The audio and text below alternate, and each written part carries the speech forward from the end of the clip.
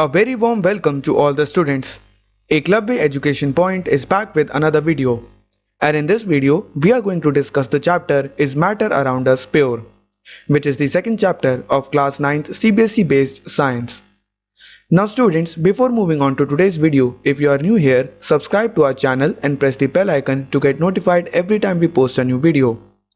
Also follow us on Facebook, Instagram and Twitter to get real-time updates about our upcoming projects.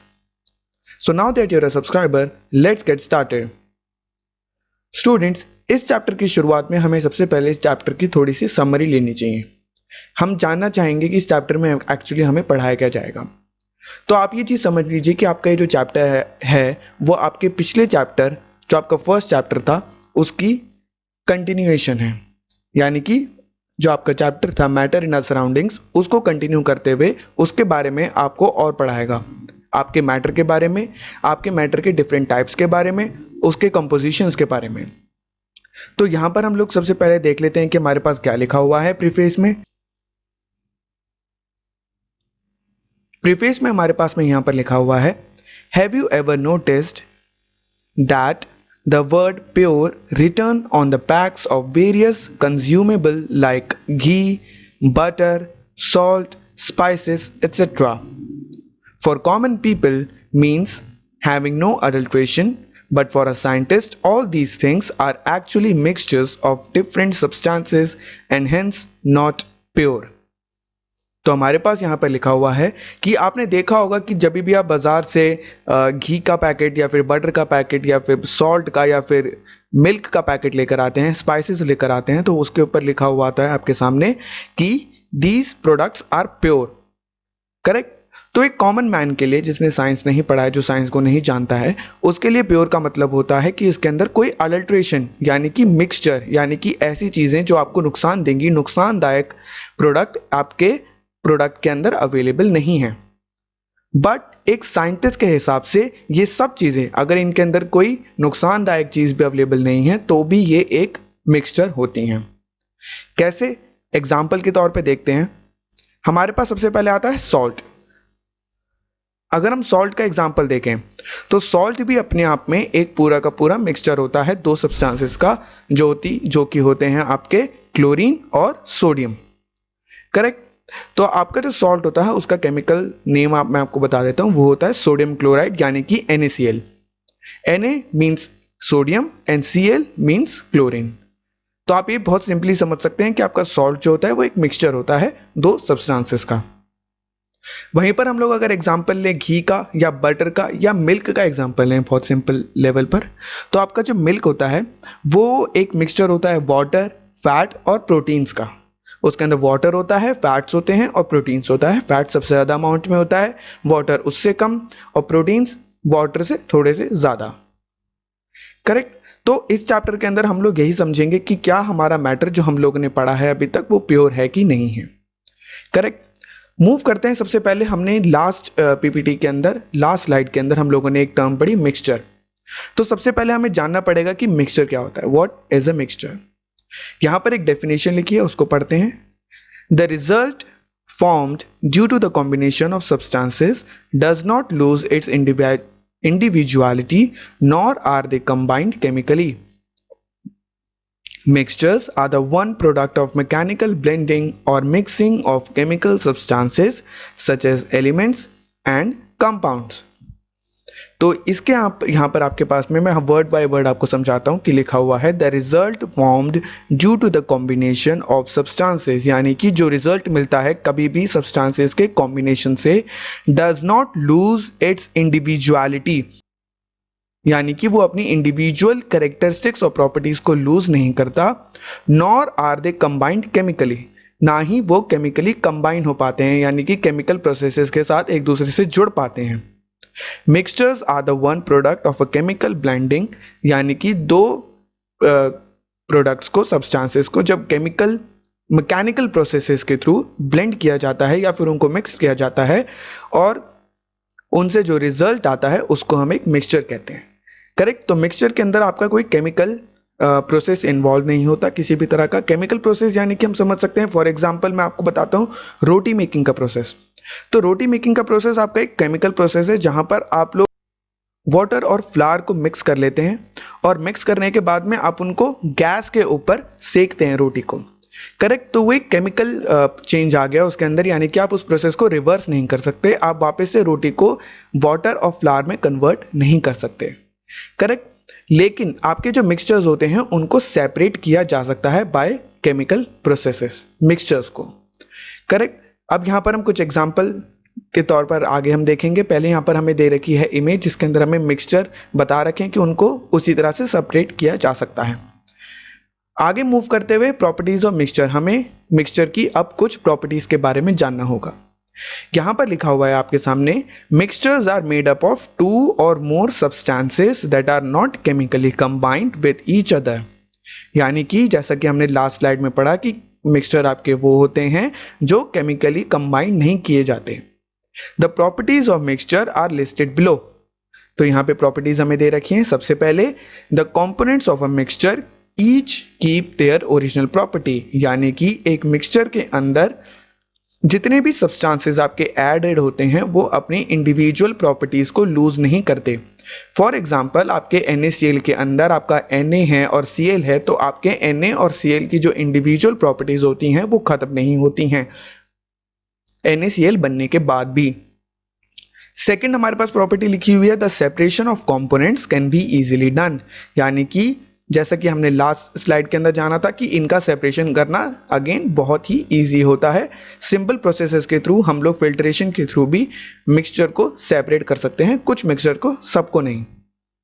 और finally हमारे पास third property लिखी हुई है, the proportion of the components is variable, यानी कि जो components आपके होते हैं वो वेरिएबल प्रोपोर्शंस के अंदर प्रेजेंट हो सकते हैं। यानी कि कभी कभी हो सकता है कि आपके NaCl के अंदर Na ज़्यादा हो Cl कम हो, या फिर Cl ज़्यादा हो Na कम हो, या फिर आपके मिल्क के अंदर आपके जैसे मिल्क के डिफरेंट टाइप्स होते हैं, आपका होता है टोन्ड मिल्क होता है, फुल क्रीम मिल्क होता है, तो ये डिपेंड करता है उनके अंदर कितना फैट और प्रोटीन है। आपके टोन्ड मिल्क के अंदर फैट्स कम होते हैं, प्रोटीन्स का अमाउंट उतना ही होता है, और आपका जो फुल क्रीम मिल्क होता है उसके अंदर फैट और प्रोटीन का अमाउंट ऑलमोस्ट सिमिलर होता है, वाटर का अमाउंट आप काफ़ी कम होता है।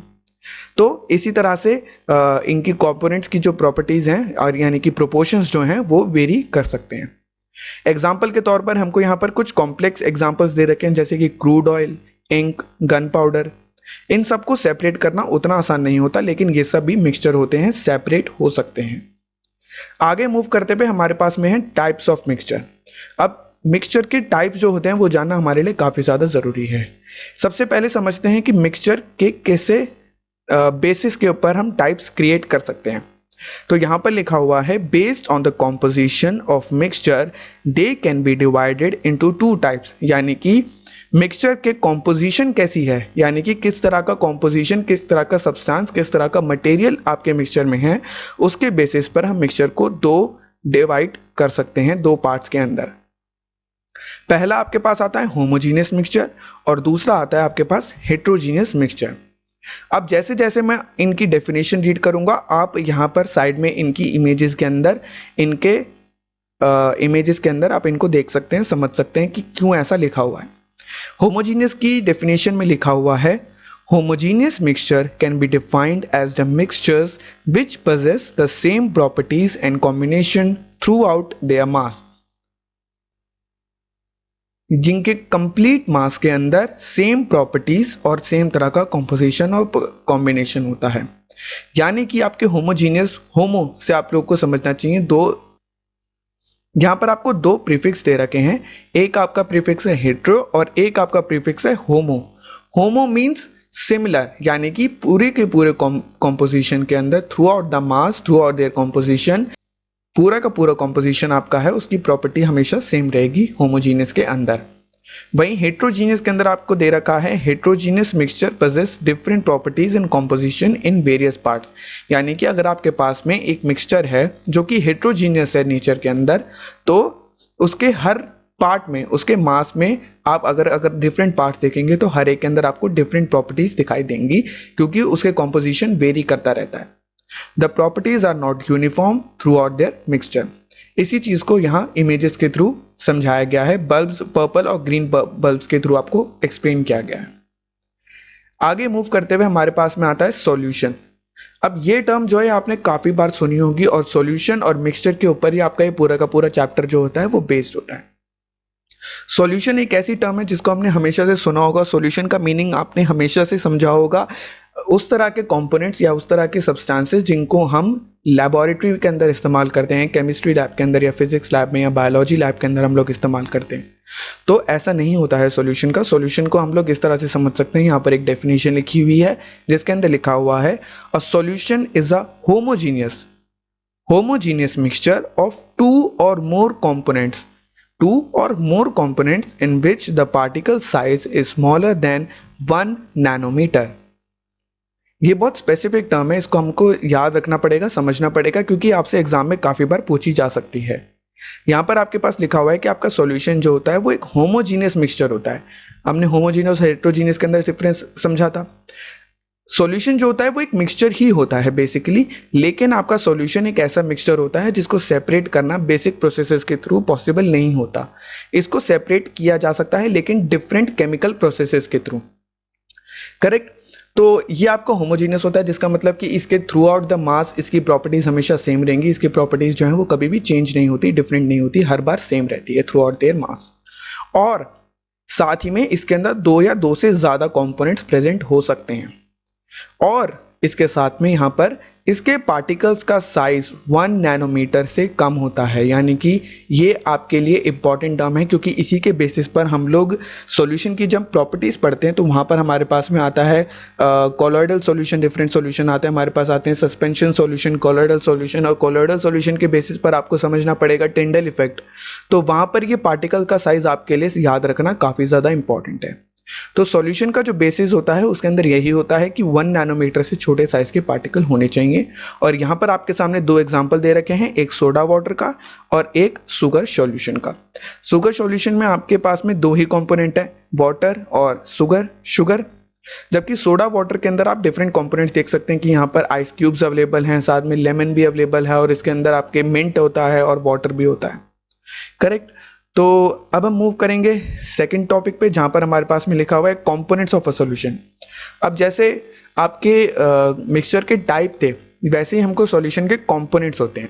सॉल्यूशन में आपके दो कंपोनेंट्स होते हैं बेसिकली। दो कंपोनेंट्स आप ये मत समझ लीजिएगा कि यहाँ पर दो ही तरह के मटेरियल इसके अंदर ऐड किए जा सकते हैं, दो ही तरह की चीज़ों के कंपोज होता है, ये ऐसा नहीं होता है। उसको हम डेफिनेशन के थ्रू समझ सकते हैं। इसके दो कंपोनेंट्स होते हैं, एक होता है सॉल्वेंट और एक होता है आपका सॉल्यूट, करेक्ट। तो यहां पर आपके लिखा हुआ है the component that dissolves the other component is called the solvent. ये थोड़ी कंफ्यूजिंग टर्म है, इसको हम लोग एग्जांपल के थ्रू समझते हैं कि आपका सॉल्वेंट एक सॉल्यूशन के अंदर वो चीज होती है। मान लीजिए आपके पास में एक सॉल्यूशन है, मैं आपको एग्जांपल देता हूं शुगर सॉल्यूशन का। तो शुगर सॉल्यूशन के अंदर आपके पास में दो चीजें हैं, एक सॉल्वेंट है और सॉल्यूट है। तो यहां पर आपका सॉल्वेंट होगा वाटर और सॉल्यूट होगा शुगर। लेकिन ऐसा क्यों है? ऐसा इसलिए है कि आपका वाटर जो है वो आपके शुगर को अपने अंदर डिसॉल्व होने दे रहा है। यही चीज आपकी डेफिनेशन के थ्रू लिखी हुई है कि सॉल्वेंट वो होता है जो दूसरे सब्सटेंस को अपने अंदर डिसॉल्व होने देता है, वो आपका सॉल्वेंट होता है। सॉल्वेंट को हम इस तरह से भी समझ सकते हैं, थोड़ा डीपली समझें तो सॉल्वेंट वो होता है जिसकी क्वांटिटी ज़्यादा होती है। इन वेरी सिंपल वर्ड्स हम लोग इस तरह से समझ सकते हैं कि सॉल्वेंट वो होता है जिसकी क्वांटिटी ज़्यादा होती है, क्योंकि अगर क्वांटिटी ज़्यादा होगी तभी वो दूसरे को अपने अंदर मिक्स होने की कैपेबिलिटी रख पाएगा। हम समझ सकते हैं इस चीज़ को मैटर वाले चैप्टर के थ्रू, क्योंकि ज़्यादा कंपोनेंट्स का मतलब ज़्यादा पार्टिकल और उनके बीच का ज़्यादा गैप, और ज़्यादा गैप का मतलब होता है उनके बीच के अंदर अवेलेबल ज़्यादा स्पेसेस, और उन ज़्यादा स्पेसेस के अंदर हम लोग अपने सॉल्यूट के पार्टिकल्स को ऐड कर पाएंगे। अब आता है बात सॉल्यूट की। सॉल्यूट में आप जगह जगह देखेंगे इज, आर और एस का इस्तेमाल किया गया, यानी कि the component s components that is are dissolved in the solvent is are called solutes। यानी कि सॉल्यूट, सबसे पहले तो हमारे लिए ये समझना जरूरी है कि सॉल्यूट आपका एक से ज्यादा होना पॉसिबल है। आपके सॉल्यूट एक या एक से ज्यादा हो सकते हैं। देखा था सबसे पहले सोडा वाटर के एग्जांपल में। तो सोडा वाटर के एग्जांपल में आपके पास में सोडा था, वाटर था, मिंट था, लेमन था, काफ़ी सारी चीज़ें थी। तो वहाँ पर आपका जो सॉल्वेंट है अगेन वो वाटर है, क्योंकि वाटर आपका सबसे ज़्यादा क्वांटिटी में अवेलेबल होता है, और उसके अंदर आपका सोडा डाला जाता है और उसके साथ में आपके मिंट डाला जाता है और लेमन डाला जाता है। तो ये सब के सब आपके सॉल्यूट हो गए। सॉल्यूट वाटर के अंदर डिजॉल्व हो रहा है तो आपका सॉल्यूट होता है। सॉल्यूट को अगेन आप सिंपल लैंग्वेज में इस तरह से समझ सकते हैं कि सॉल्यूट वो होता है जिसकी क्वांटिटी कम होती है। सिंपल। अब हम मूव करेंगे आगे, जहां पर हम लोगों को पढ़ने हैं टाइप्स ऑफ सॉल्यूशन। अब आपके सॉल्यूशन के कई सारे टाइप्स होते हैं जिनका समझना हमारे लिए बहुत ज़्यादा ज़रूरी है। अब यहाँ पर इसको आपको थोड़ा इमेजिन करना पड़ेगा, क्योंकि ये थोड़ा इमेजिनरी पॉइंट ही है। सबसे पहले हमारे पास में लिखा हुआ है टाइप, सेकंड कॉलम में लिखा हुआ है सॉल्यूट, थर्ड कॉलम में लिखा हुआ है सॉल्वेंट, और फोर्थ में हमारे पास इसका एक एग्जांपल दे रखा है। सबसे पहले हमारे पास टाइप लिखा हुआ है। टाइप यानी कि सॉलिड। तो जब हम सॉल्यूट और सॉल्वेंट को मिक्स करेंगे तो फाइनल रिजल्ट हमारे पास क्या आएगा, आपका टाइप वो चीज बताता है। तो जब हम एक सॉल्वेंट यानी कि हम एक सॉलिड को सॉल्वेंट की तरह लेते हैं और उसके अंदर हम लोग गैस को एज अ सॉल्यूट ऐड करते हैं, यानी कि हम लोग एक सॉलिड के अंदर एक गैस को डिसॉल्व करने की कोशिश करते हैं, तब हमारे पास में जो टाइप बनती है वो सॉलिड इन नेचर होती है। और उसका एग्जांपल है हाइड्रोजन इन पैलेडियम, यानी कि पैलेडियम के क्रिस्टल के अंदर जब हम लोग हाइड्रोजन को डिसॉल्व करते हैं तो हमारे पास में एक जो सॉल्यूशन बनता है वो सॉलिड इन नेचर होता है, और वो एक टाइप होता है सॉल्यूशन का। नेक्स्ट हमारे पास में है सॉल्यूट और सॉल्वेंट के अंदर। सॉल्वेंट आपका सॉलिड है और उसके अंदर हम लोग लिक्विड को ऐड कर रहे हैं, यानी कि आपका लिक्विड डिसॉल्व हो रहा है आपके सॉलिड के अंदर। ठीक है ना। तो इसका एग्जांपल हमारे पास में है liquid mercury in solid sodium. आपका जब लिक्विड मर्करी को हम सॉलिड सोडियम के अंदर डिसॉल्व करने की कोशिश करते हैं तो वो एक सॉल्यूशन बनाता है लिक्विड इन सॉलिड का, और रिजल्ट के तौर पर आपके पास में एक सॉलिड आता है। नेक्स्ट में जब हम सॉलिड को सॉलिड के अंदर ऐड करते हैं तो उसका रिजल्ट आपके पास में आता है अगेन एक सॉलिड, जो बहुत सिंपली अंडरस्टैंडेबल है। और एग्जांपल है आपके पास में ब्रॉन्ज। आपका ब्रॉन्ज जो होता है वो एक अलॉय होता है। याद रखिएगा कि आपका सॉलिड इन सॉलिड से आपका रिजल्ट एक अलॉय बनता है। अलॉय एक इंपॉर्टेंट टर्म है जो आपको आगे जाके पढ़नी पड़ेगी। नेक्स्ट लिक्विड का एग्जांपल। ऐसे ही लिक्विड के अंदर जब हम गैस को ऐड करते हैं तो हमारे पास में एक गैस इन लिक्विड का रिजल्ट बनता है, जैसे कि हाइड्रोक्लोरिक एसिड। हाइड्रोक्लोरिक एसिड यानी कि HCl गैस आपकी वाटर के अंदर ऐड की जाती है तो उसे एक हाइड्रोक्लोरिक एसिड आपका बनता है। लिक्विड इन लिक्विड से आपकी wine, ethyl alcohol in water. आपका लिक्विड इन लिक्विड को समझना आपके लिए काफ़ी आसान है, उसका रिजल्ट आपके सामने लिक्विड आएगा। जब सॉलिड को लिक्विड में ऐड किया जाता है तो वो तो आपका बहुत ही कॉमन है, जैसे कि आप बात करते हैं शुगर सॉल्यूशन या सॉल्ट सॉल्यूशन की, तो वहाँ पर आपका सॉलिड इन लिक्विड का ही आपके पास में एग्जाम्पल होता है। यहाँ पर आपको एक टेक्निकल एग्जांपल दे रखा है जिसका नाम है sodium hydroxide pellets in water, जब सोडियम हाइड्रोक्साइड के पेलेट्स को वाटर के अंदर ऐड किया जाता है। नेक्स्ट हमारे पास गैस का टाइप है। तो गैस इन गैस जो होती है वो आपका एक एयर का एग्जांपल है। एयर जो होता है आपका, हम लोग जानते हैं कि आपके एयर के अंदर 78% जो होती है आपकी 72% जो होती है आपकी नाइट्रोजन होती है, एंड 16% आपकी ऑक्सीजन होती है, एंड 1 पॉइंट समथिंग परसेंट आपका कार्बन डाइऑक्साइड होता है, और अदर गैसेस आपकी अवेलेबल होती हैं। तो एयर जो होता है आपका वो गैस इन गैस का आपका एग्जाम्पल होता है। नेक्स्ट लिक्विड इन गैस का एक एग्जाम्पल होता है मॉइस्चर लोडेड एयर, यानी कि मैंने आपको एक वीडियो के अंदर, लास्ट वीडियो के अंदर समझाया था जब आपके ह्यूमिड टेम्परेचर होता है, यानी कि आपके बरसात के मौसम के अंदर, बारिश के मौसम के अंदर आपके पूरे के पूरे सराउंडिंग के अंदर ह्यूमिडिटी हो जाती है। ह्यूमिडिटी का मतलब होता है कि आपके वाटर वेपर्स, वाटर के पार्टिकल्स आपके एयर के अंदर होते हैं और वो भरे रहते हैं, जिस वजह से आपकी एयर काफ़ी ज़्यादा चिपचिपी और इरिटेटिंग हो जाती है। तो वो आपका एक मॉइस्चर लोडेड एयर का एग्जाम्पल, आपका ह्यूमिडिटी का एग्जाम्पल, लिक्विड इन गैस का एग्जाम्पल है।